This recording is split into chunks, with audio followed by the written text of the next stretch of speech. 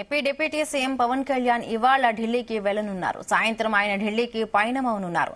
మహారాష్ట్రలో బీజేపీ ఘన విజయం సాధించడంతో పాటు పవన్ కళ్యాణ్ ప్రచారం చేసిన చోట బీజేపీ అభ్యర్థులు భారీ మెజారిటీతో గెలుపొందడంతో ఆయన ఇమేజ్ అమాంతం పెరిగింది. ఈ నేపథ్యంలోనే పవన్ ను అభినందించడంతో పాటు ఆయనకు కీలక బాధ్యతలు అప్పగించే అవకాశం ఉందని ప్రచారం జరుగుతోంది. ఢిల్లీకి వెళ్లనున్న పవన్ రేపు బీజేపీ ముఖ్య నేతలతో భేటీ అవుతారు. అలాగే మహారాష్ట్ర సీఎం ప్రమాణ స్వీకారానికి కూడా హాజరవుతారు.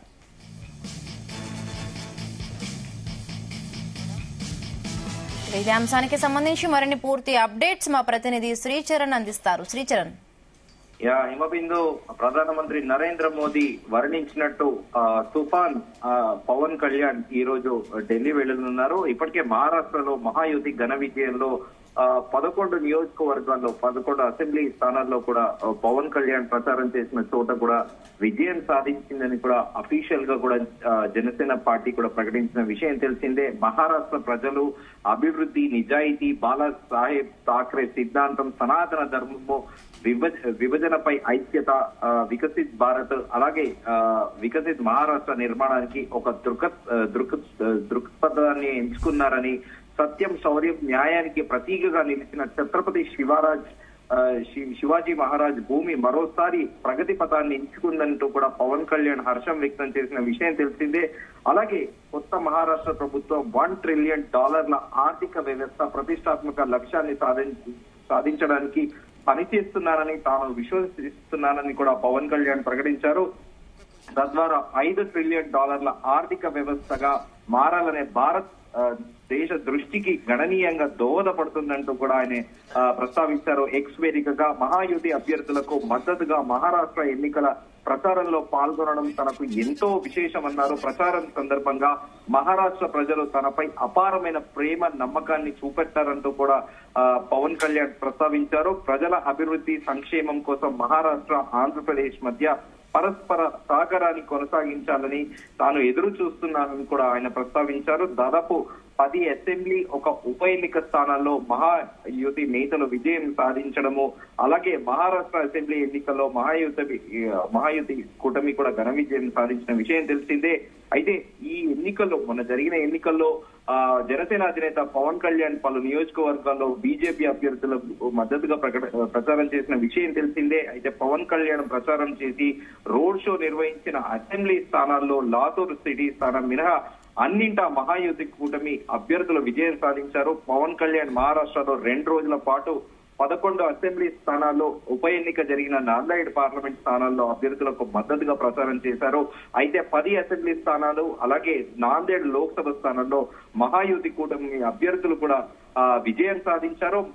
మరాఠ్వాడ, విదర్భ, పశ్చిమ మహారాష్ట్ర ప్రాంతాల్లో కీలకమైన నియోజకవర్గాల్లో పవన్ కళ్యాణ్ నిర్వహించిన ప్రచారం చాలా కీలక పాత్ర పోషించిందంటూ కూడా అక్కడ మహారాష్ట్ర బీజేపీ నేతలు కూడా స్వయంగా ప్రకటించారు. నాందేడ్ పార్లమెంట్ ఉప ఎన్నికల్లో బీజేపీ అభ్యర్థి డాక్టర్ సంతోఖ్రావు మారుత్రావు హబ్బర్తే కూడా విజయం దక్కించుకున్నారు. డెగ్లూర్ అసెంబ్లీ నియోజకవర్గం నుండి పోటీ చేసిన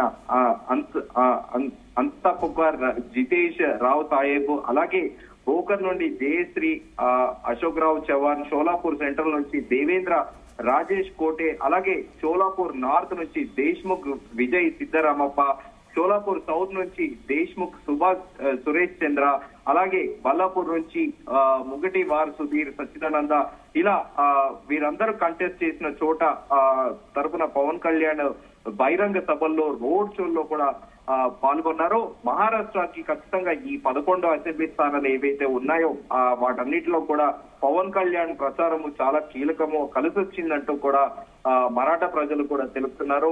అలా అంటే బీజేపీ సింపథైజర్స్ ఎవరైతే ఉంటారో వారందరూ కూడా తెలిపారు. అయితే at the same time Pawan Kalyan కూడా ఒక కీలకమైన స్టేట్మెంట్ ఇచ్చారు. ఐక్యత కోసం సుస్థిరమైన మహాయుతి కూటమికి పట్టం కట్టాలని పవన్ కళ్యాణ్ ప్రచారంలో పదే కోరారు. బహిరంగ సభల్లోనూ కూడా దేశం ఆర్థికంగా ముందుకు వెళ్లాలంటే మహారాష్ట్ర అభివృద్ధి ఎంత అవసరమో, దానికి సమర్థవంతమైన పాలన ఇంకెంత అవసరమో చెబుతూ కూడా ప్రజల్లో చైతన్యం నింపారంటూ కూడా ప్రస్తావించారు. పవన్ కళ్యాణ్ పాల్గొన్న ప్రతి సభకు మరాఠా ప్రజల నుంచి అద్భుతమైన స్పందన లభించిందంటూ కూడా అక్కడ స్థానిక లీడర్లు కూడా తెలిపారు. ముఖ్యంగా షోలాపూర్, చంద్రపూర్, పూణే కంటోన్మెంట్, కస్బాపేటలో నిర్వహించిన రోడ్ షోలలో పవన్ కళ్యాణ్ కు అక్కడ ప్రజలు బ్రహ్మ రథం పట్టారంటూ కూడా ఇటు జనసేన పార్టీ వర్గాలతో పాటు అలాగే మహారాష్ట్రలోని బీజేపీ పార్టీ వర్గాలు కూడా తెలుపుతున్నాయి. మహాయుతి విజయాలకు పవన్ కళ్యాణ్ ప్రచారం ఎంతో దోహదం చేసిందని ఆ పార్టీ నేతల హర్షోద్రేకాలు కూడా వ్యక్తం చేస్తున్నారు. ఎట్ ది సేమ్ టైం ఇదంతా దృష్టిలో పెట్టుకొని ప్రధాని నరేంద్ర మోదీ అభివర్ణించినట్టు కూడా ఈ తుఫాన్ ఈ రోజు ఢిల్లీ వెళ్ళనున్నారు. సాయంత్రం ఆయన ఢిల్లీకి పయనమవుతారు. మహారాష్ట్రలో బీజేపీ ఘన విజయం సాధించడంతో పాటు ముందుగా అనుకున్నట్టు పవన్ కళ్యాణ్ ప్రచారం చేసిన చోట బీజేపీ అభ్యర్థులు భారీ మెజారిటీతో గెలుపొందడంతో పవన్ కళ్యాణ్ ఇమేజ్ అమాంతం కూడా పెరిగింది దేశవ్యాప్తంగా. ఈ నేపథ్యంలో పవన్ కళ్యాణ్ అభినందించడంతో పాటు ఆయనకి కీలక బాధ్యతలు అప్పగించే అవకాశం ఉందని కూడా విస్తృతంగా ప్రచారం జరుగుతోంది. అయితే ఈ రోజు సాయంత్రం ఢిల్లీకి పవన్ కళ్యాణ్ వెళ్లనున్నారు.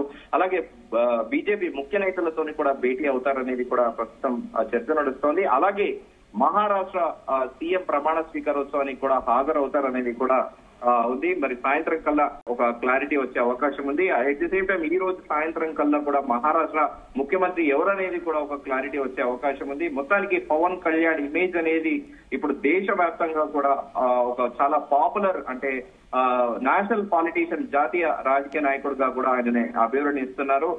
మొత్తానికి బీజేపీకి రాబోయే రోజుల్లో కూడా ఆంధ్రప్రదేశ్ లో ఒక అసెట్ గా, ఒక దిక్సూచిగా కూడా మారున్నారంటూ కూడా విశ్లేషకులు చెప్తున్నారు. Himabindu. Right, thank you Sricharan.